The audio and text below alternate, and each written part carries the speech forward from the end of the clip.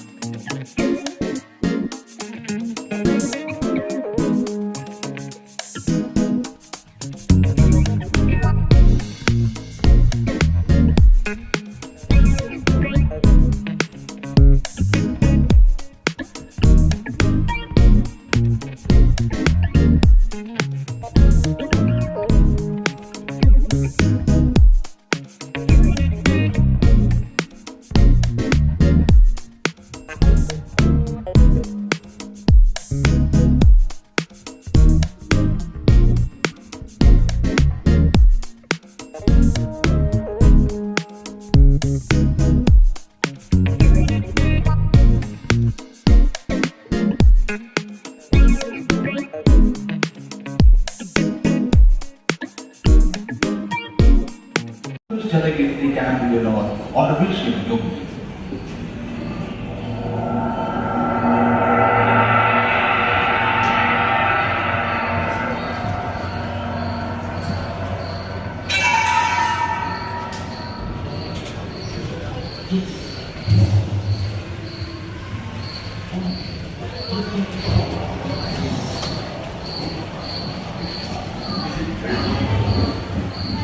कहते हैं कि 460 करोड़ वर्ष पहले प्रचंड धूल के बवंडर से हमारे सौर जगत का जन्म हुआ। धीरे धीरे शीतल होने लगी, बहुत सारे गैस बाहर निकलने लगे और पृथ्वी के चारों ओर वायुमंडल के रूप में छा गए। इन गैसों ने बिजली की कड़क और बादलों की गरज से मिलकर एमाइनो एसिड का निर्माण किया। प्राय 350 करोड़ वर्ष पहले प्रथम एक कोशिकीय जीव की रचना। लगभग 280 करोड़ वर्ष पहले स्टोमैटोलाइट ने प्रकाश संश्लेषण के द्वारा वायुमंडल में ऑक्सीजन को रोक दिया। वायुमंडल में ऑक्सीजन के स्तर में निरंतर वृद्धि से 120 करोड़ वर्ष पहले एक से अधिक न्यूक्लियस वाले बहुकोशिकीय जीव का जन्म हुआ।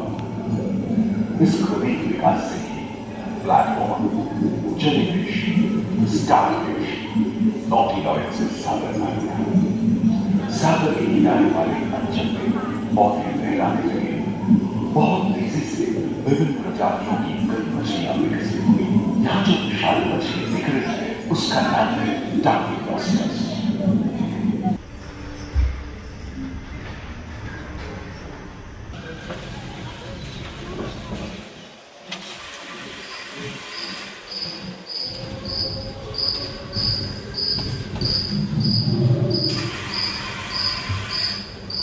लगभग 35 करोड़ वर्ष पहले धरती पर पेड़ पौधों का जन्म हुआ जो बढ़ते गए और घने जंगलों में बदल गए। घूम, मकड़े आदि पंखहीन पतंग एवं इक्तियोस्टेगा जैसे उभयचर प्राणियों का आविर्भाव हुआ। सरीसृप जैसे स्तनपायी डायमेट्रोडॉन प्रकट हुए जिसकी पीठ पर नौका के पाल की तरह एक अंग था जो ताप को नियंत्रित रखने में मदद करता है।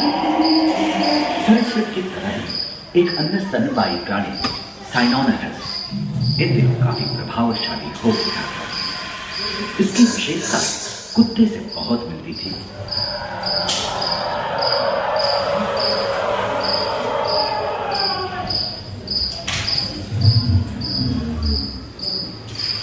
प्राय 1 मीटर तक पंख फैलाने में सक्षम डांस जैसा ड्रैगन फ्लाई, साथ ही दिलचिट्टे, बीटल एवं बिच्छू पृथ्वी के चारों ओर घेर रहे थे।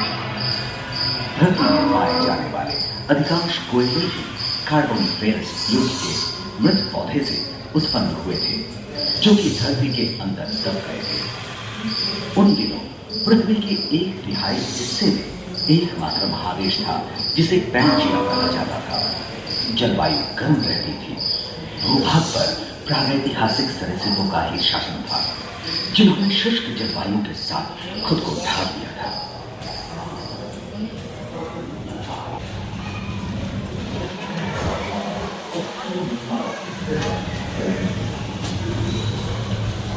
मेंढक, कछुआ और मगरमच्छों का जन्म लगभग 22 करोड़ वर्ष पहले इस धरती पर हुआ था। प्रथम स्तनपायी जीव मेगाज़ोस्ट्रोडन चूहे जैसे आकार का था। प्राचीन सरीसृप समाप्त होने लगे थे और उनकी जगह डायनासोर ने ले लिया था। ये घटना प्राय 20 करोड़ वर्ष पहले घटी थी। डायनासोर विभिन्न आकार एवं मांग के थे और धरती के कोने कोने में फैल गए थे एवं जलवायु के अनुकूल खुद को ढाल लिया था। इनमें से कुछ तो गिलहरी की तरह हल्के फुल्के थे और कुछ 15 पूर्ण वयस्क हाथियों जितने भारी थे।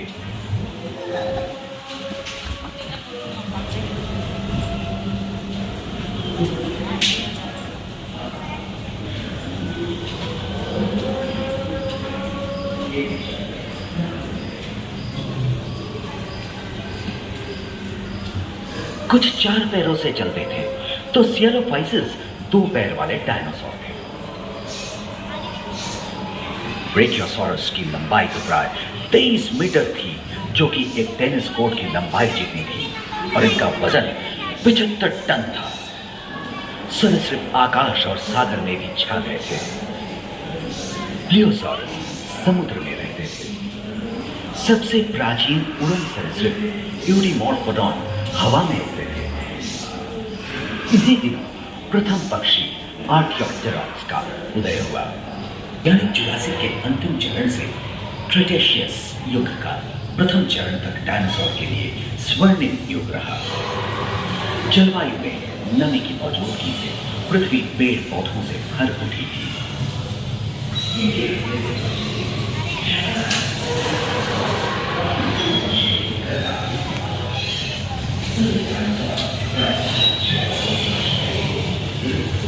पैंजिया महादेश खंडित होने के कारण भारत एशिया की ओर खिसकने लगा था।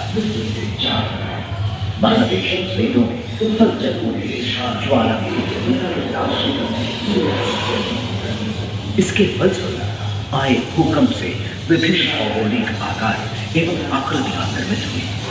स्पाइनोसॉरस की पीठ पर नौका के पाल की तरह एक अंक हुआ करता था, जिससे वो अपने शरीर के ताप को नियंत्रित करता था। एवं ओविराप्टर जैसे छोटे डायनासोर तो ओलंपिक के तेज धावकों केवल 5 मीटर लंबे फिसलने के पाए।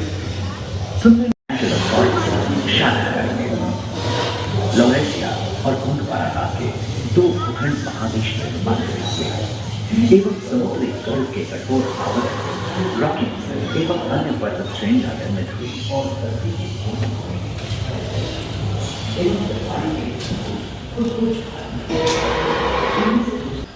भूमध्य रेखा के पास आबवा में उष्णता बनी रही, परंतु नदियां सूखने लगी थी एवं जंगल कम होने लगे थे।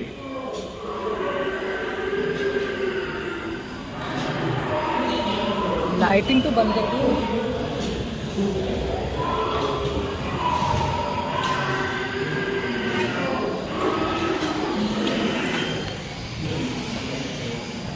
एकांत महादेश में जीव जंतुओं का विकास स्वतंत्र रूप से शुरू हुआ। सबसे पहले पुष्प वाले पौधे धरती पर विकसित हुए एवं परागण के लिए कीट पतंगों के साथ संपर्क स्थापित हुआ। वे तेजी से धरती पर बढ़ने लगे। इसी समय पहली बार धरती पर सांपों का जन्म हुआ। डायनासोर में सबसे भयंकर था टिरानोसॉरस रेक्स। भूस्थल पर इसका ही राज चलता था। यह प्राय 12 मीटर लंबा, यानी 2 मंजिला मकान के आकार का था।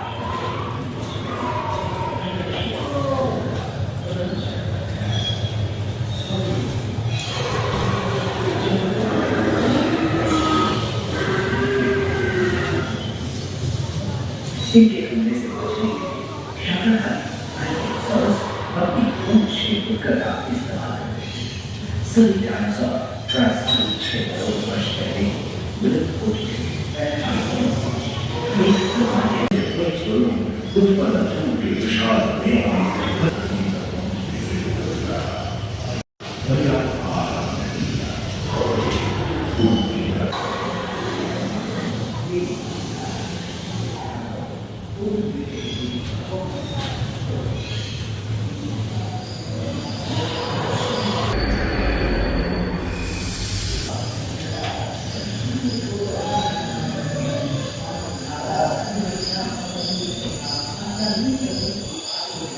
डायनासोर के विलुप्त होने के बाद भूतल पर स्तनपायी प्राणी का आगमन शुरू हुआ। पर्याप्त मात्रा में आहार उपलब्ध होने के कारण छोटे छोटे स्तनपायी प्राणी बड़े आकार में बदलते गए। इसी समय बड़े बड़े शाकाहारी एवं मांसाहारी स्तनपायी प्राणी धरती पर नजर आने लगे। विश्व के कई हिस्से जंगल से हरे भरे हो गए।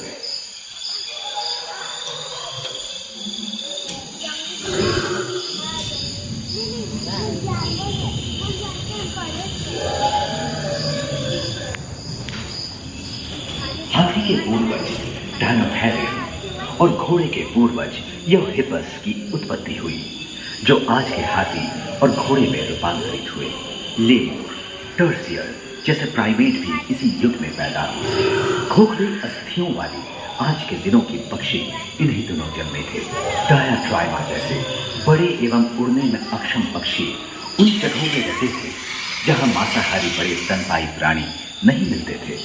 एक एवं बंदरों का जन्म लगभग 1 करोड़ वर्ष पहले हुआ था। इस समय ही आदि मनुष्यों का भी आविर्भाव हुआ।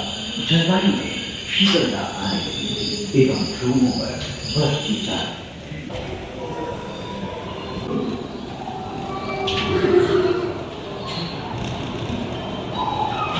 पृथ्वी के लंबे इतिहास में झांके तो ऐसे कई मौके रहे हैं जब उत्तरी गोलार्ध के अधिकांश हिस्से बर्फ की चादरों से ढक गए थे, जो आइस एज के नाम से जाना जाता है। हम आज ऐसे ही एक आइस एज में रह रहे हैं जो 20 लाख वर्ष पहले शुरू हुआ था। रोईदार गैंडे, रोईदार स्तनपायी और कस्तूरी गायों ने अपने शरीर के रोम की सहायता से शीतल जलवायु के साथ तालमेल बैठा लिया था।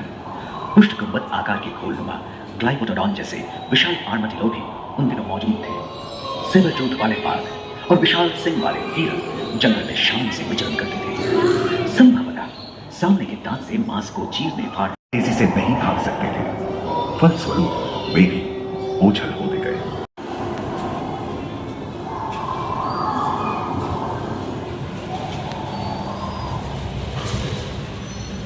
उम्मीद है कि आपको इस सफर में मजा आया होगा, जहां जीवन विकसित होकर लाखों अन्य रूपों में परिवर्तित होगा। दूसरे ध्रुव पर यूनिफिकेशन पैराडाइम में मानव की यात्रा और विज्ञान और तकनीक तथा अत्याधुनिक तकनीक की भारतीय विरासत का ही इसी और पहले ध्रुव पर आनंद लिया। अपने अनुभवों को यादगार बनाने के लिए दोबारा आज संपूर्ण आए